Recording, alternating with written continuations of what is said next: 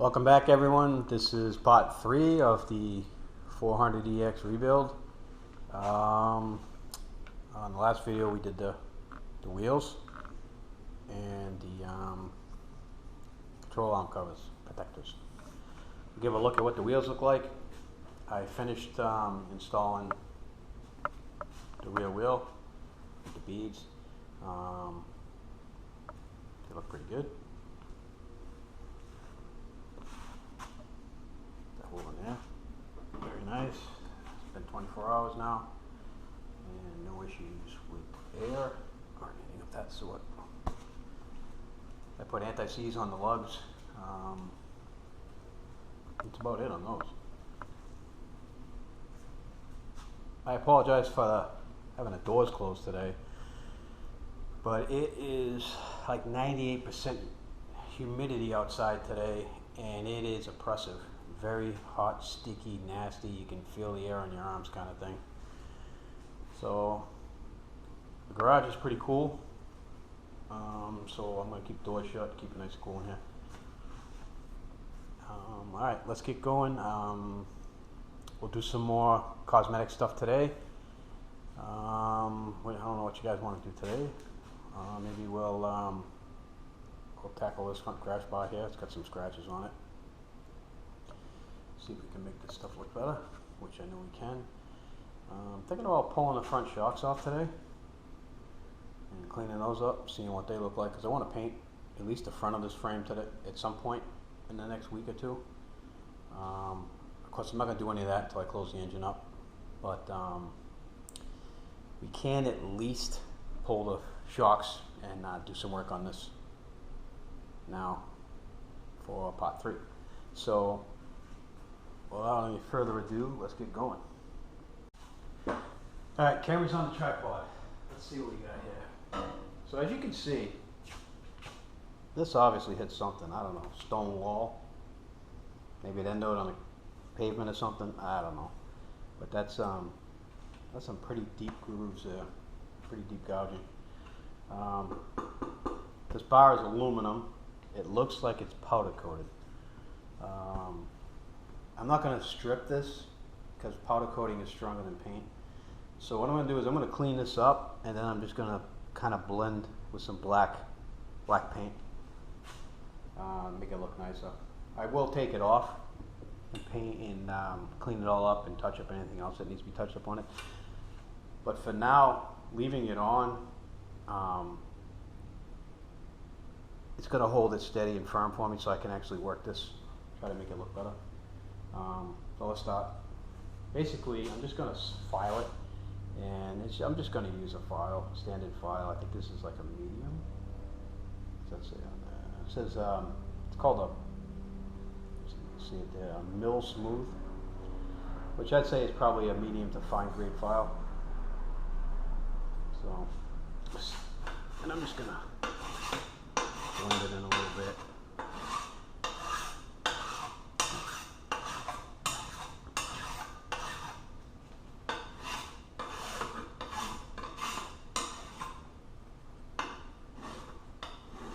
And you can see that the material is coming off pretty easy because it is aluminum and it is really soft.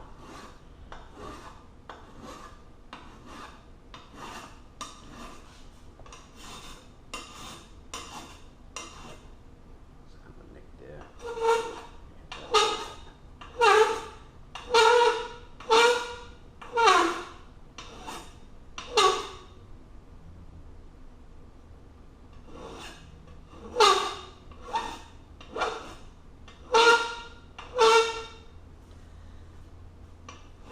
So files typically cut one direction. If you push forward as the cut stroke, you don't want to drag it back because then you lay over the teeth on the file and you pretty much ruin it. Not sure. Aluminum's really not going to ruin the file, but if it was steel, you could pretty much lay the top teeth over and then the file wouldn't really be usable. Well, it would be usable, but it won't really do its job.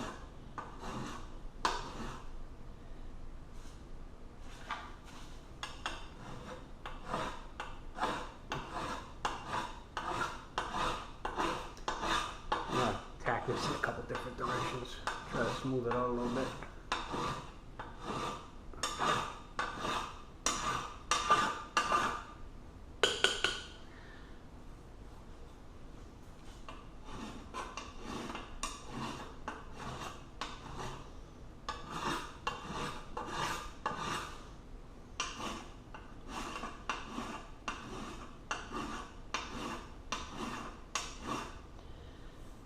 Alright, you guys get the idea.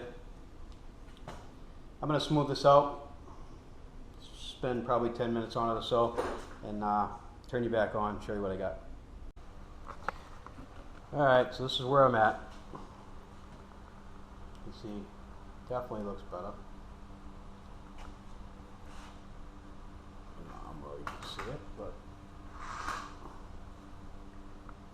good look at it. There's still some gouges in it. I'm not sure if you can see the difference here, but you can see kind of like the thickness of this compared to how much is taken off here. I'm not sure what the wall thickness is on this tubing. I could keep going until I got those gouges out, but I don't really want to do that because I don't want to compromise the aluminum tube on top here. Because then if it hits something, it's not going to do what it's supposed to do. But at this point, it looks a lot better. So that's what we have there. So I'm going to wipe this all down. I won't record that. And I think I'm going to put a piece of tape over the brand name here, so not getting any paint on it. And then I'm just going to touch it up on the bike with some cardboard, and I'll show you how I'm going to do that. Just to give you an idea of, you know, this is something you can do without taking your bike apart, just to make the crash bar in the front look better. Alright, let me get set up.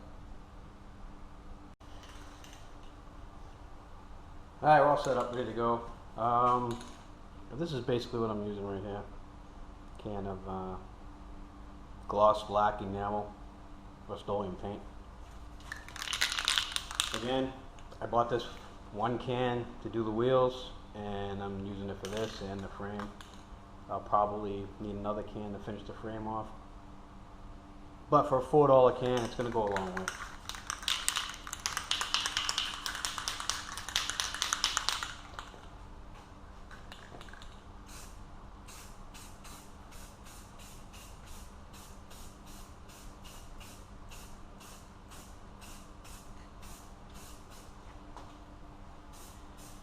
Like I said, I'm not going to remove the clear coat because clear coat is more durable than paint, and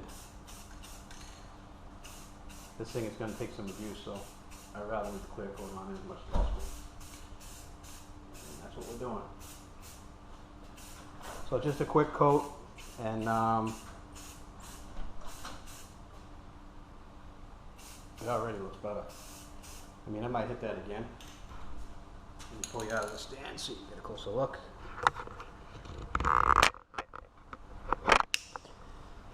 Alright. So you can see, or you can't see, barely any of that damage anymore. And what did I do? I just filed it with a file. That's it. No sandpaper, no nothing. Filed it. I did some directional filing to kind of follow the slope here, but for the most part, just filing and a little bit of paint. I mean, look at how nice that looks. It looks almost like brand new again. And there's some scuffs over here, right in here, which I hit with the file. Again, it looks pretty good. Yeah, so it looks nice. I'm going to take it off and respray the whole thing. I don't need to show you guys that because the part I wanted to show you was just fixing the damage. I'm going to spray the whole thing because it'll just make the whole thing look better. But again, I'm not going to take the clear coat off. I mean, not the clear coat, the powder coat. I'm going to leave that on there because it's stronger than paint. So that's that. I mean, it gives you guys an idea of how you can fix a crash bar on the bike. You don't need to take it off if you don't want to. What's next? What do you guys want to do next? Let me get reset up. I think I'm gonna let this thing dry for a minute before we do anything, and I'll come back. All right, back. I removed that crash bar, got it out of the way, let it dry for, I don't know, 10-15 minutes, went and had dinner, so I'm back out again. I think what I want to do at this point now is, let's take a look at what's underneath these things. I haven't pulled these up yet. What kind of shape these front shocks are in. I think we'll do it together.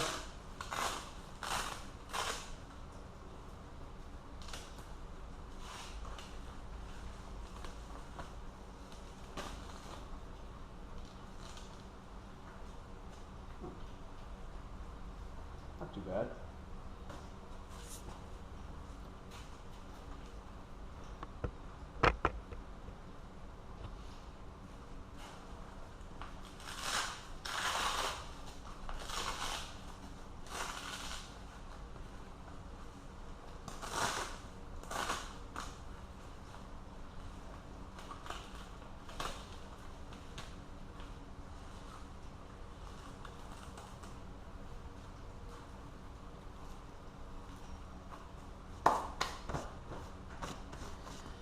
All right,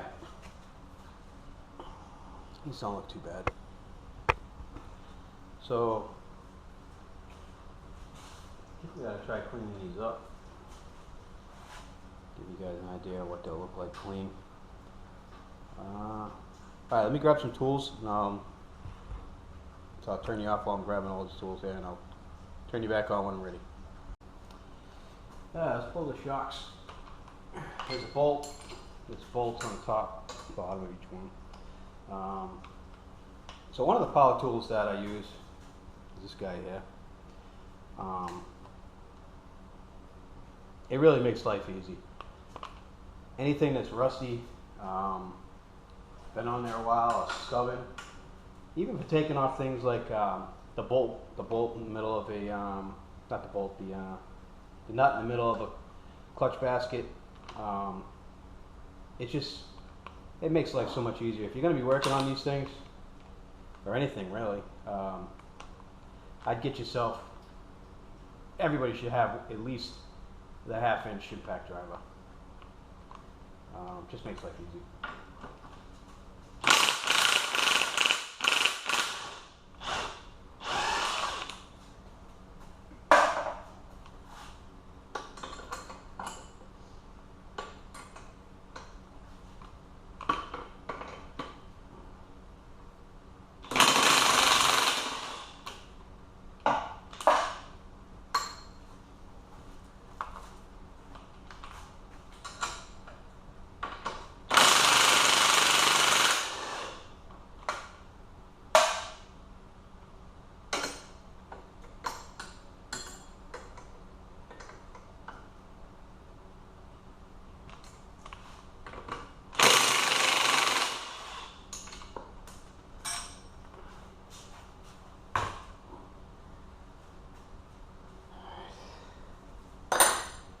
Probably going to have to tap those up with a pin, drive pin and a hammer. You know what? Let me jack this up. I think I'm not going to fix it.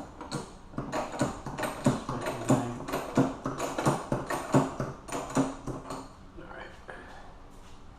Let's start with the bottom.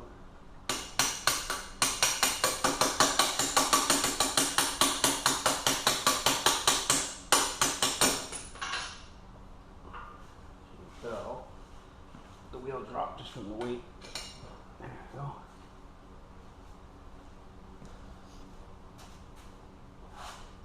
Now I'm using the pin here because I don't want to mess up the threads on the end of this bolt by hitting it with a hammer.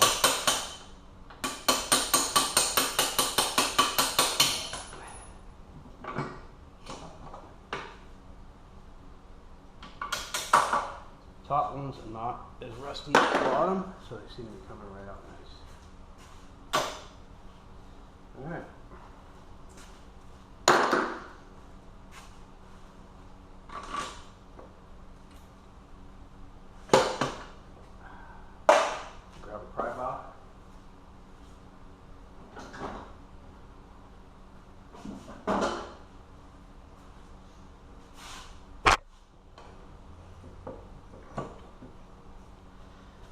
This is the first one.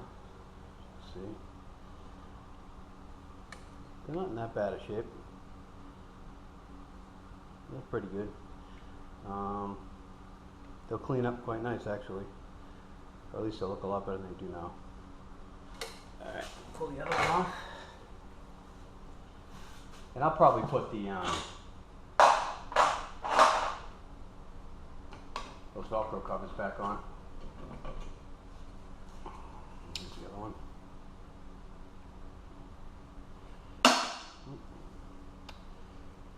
Bushing fell out, but that'll be alright. Put some oil, grease in there. You should be good to go. Clean it up. It's a bushing that fell out. Again, a wire wheel that. And we'll grease it, put it back in, we'll be good to go. Alright, let me get set up and show you how to wire wheel one of these. Actually, it's pouring rain outside. I was going to do it outside. Alright, let me get set up once this rain stops, and I'll show you the process on how to clean one of these up on a wire wheel.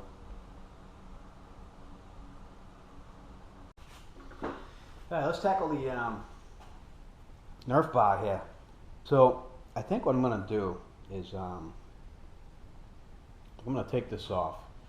Two things that'll get me closer to the engine when I actually have to put it back together. And two, I want to clean this up, and I think I'm going to clear coat this as well, like I did all the other aluminum pieces. I noticed that it's a little bit loose anyway over here. It's missing, looks like it's missing a bolt. I don't know if I need to get in there and maybe it's got stripped threads. I don't know, but I gotta find out because we don't want it loose like that. So I'm just gonna remove this now, and then I'll probably take it over to the bench and see what we can do about refinishing it. So let's try that now.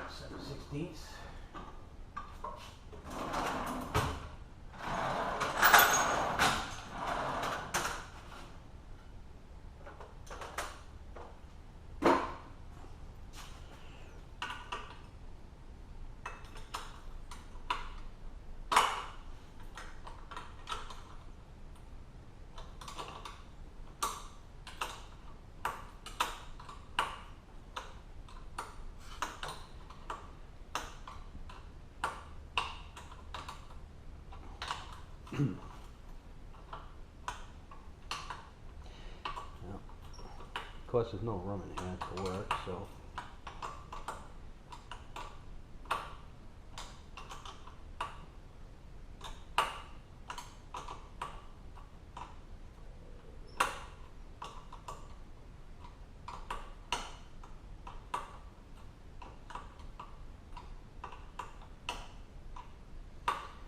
this looks like one of those nylon nuts. So it's made so it doesn't vibrate off, and because of it, it's tight so you get it off.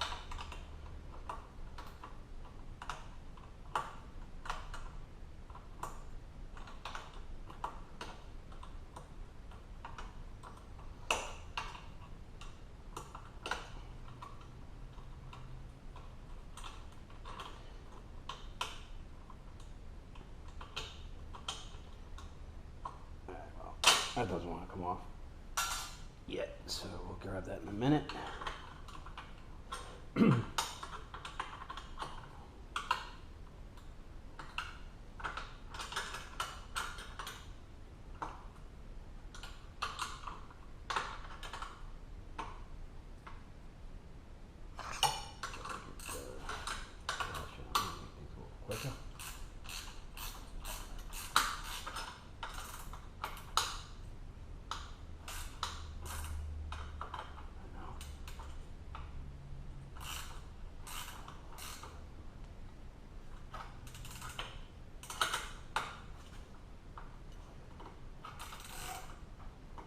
fighting me.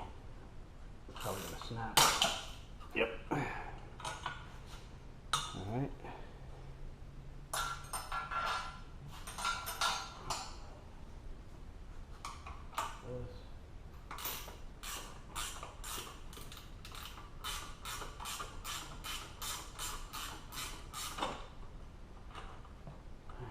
Washer in there.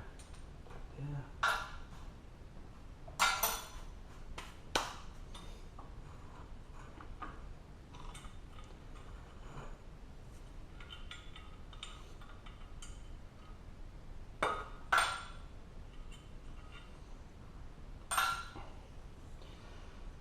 All right.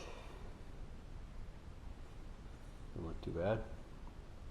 Bad shape. All right. Put that aside for now. Let's take a look at this. See what's going on here. Why that's loose. I think we should just take the whole thing off.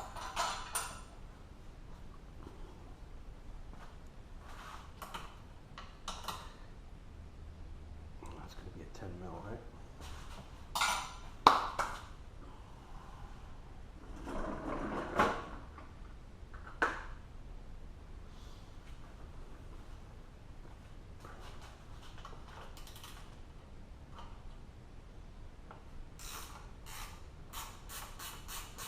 And these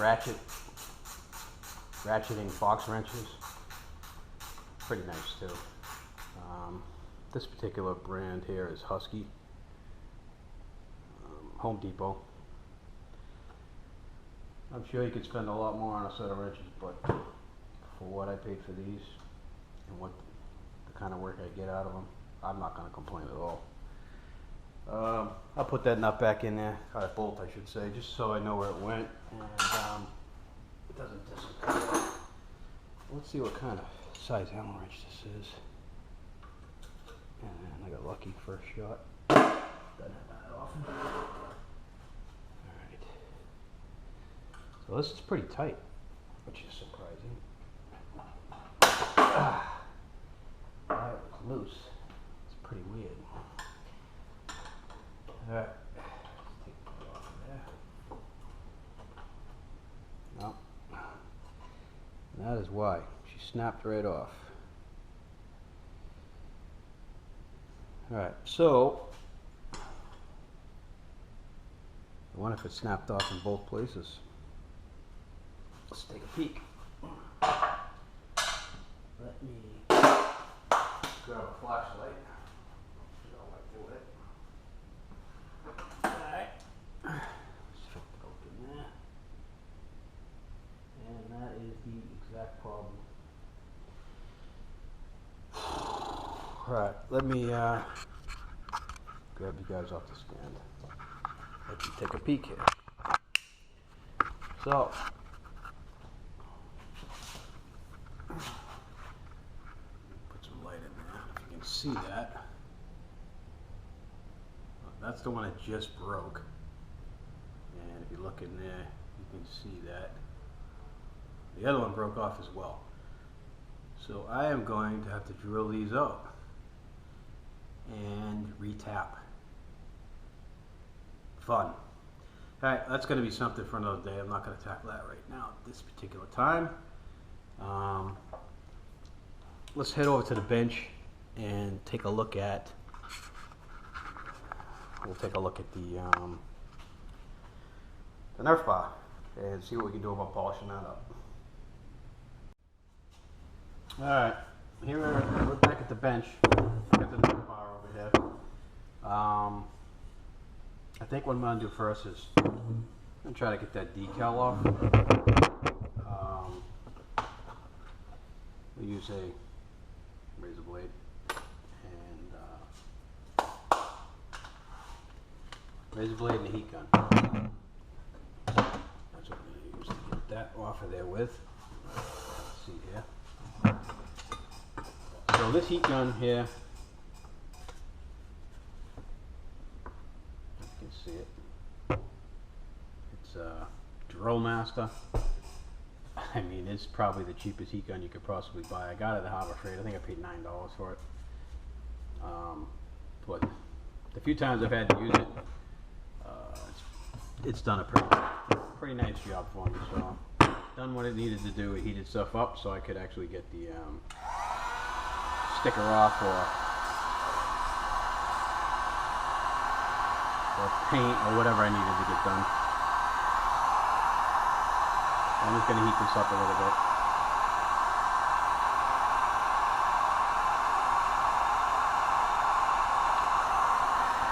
And I don't care if the sticker starts to bubble up or even start to catch on fire because I'm taking it off the hand. And I'm not going to hurt the aluminum underneath.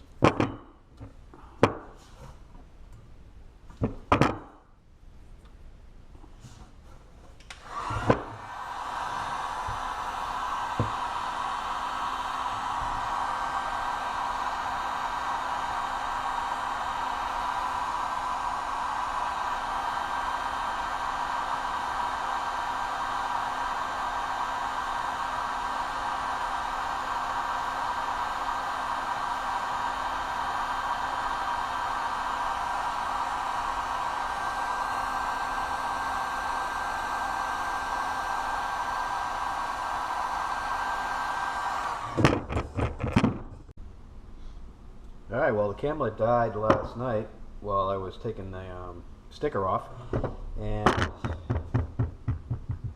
it was getting late, so I figured I'd call it a night. It's the next day now, and let me see if you guys can get a good look at this. It looks like this used to be kind of a mirrored finish, real shiny. I'm not going back to that, so I think my plan today is just to polish this up. Polish it up, give you an idea what it's going to look like when it's done. Go from there.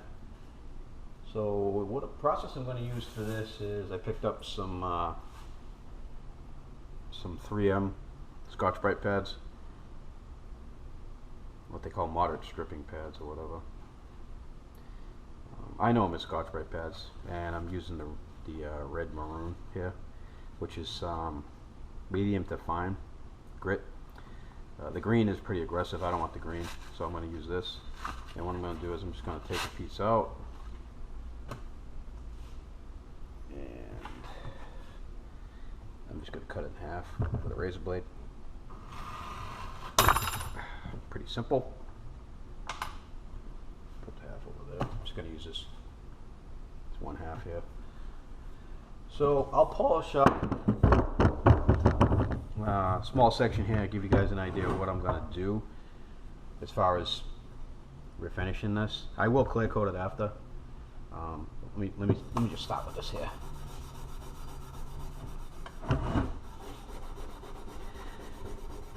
I'm gonna try to duplicate that sort of satin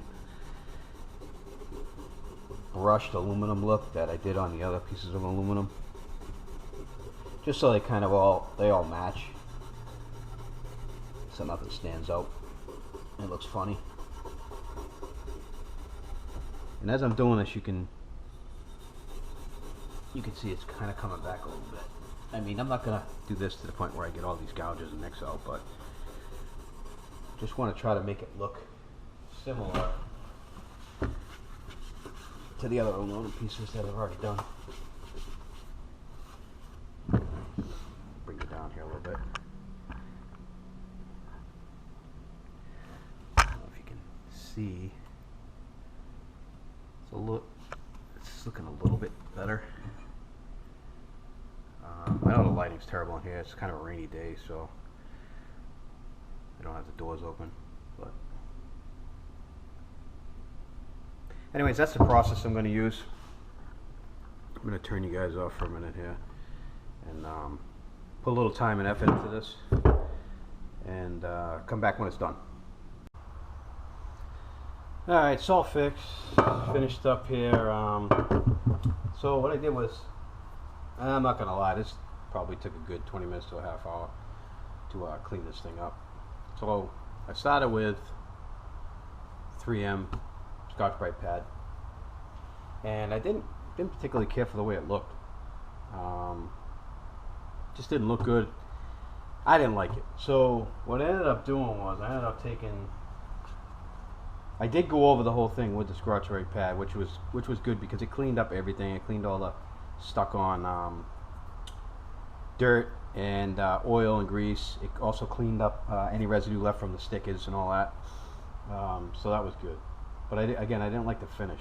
So I ended up going over it with some 120 medium paper. And what I did was I kind of did a crosshatch pattern. Let me show you what it looks like here. See if I can get it down here. Give you a pretty good look at what it looks like. So that's the crosshatch pattern there that I kind of went with. If you guys can see it,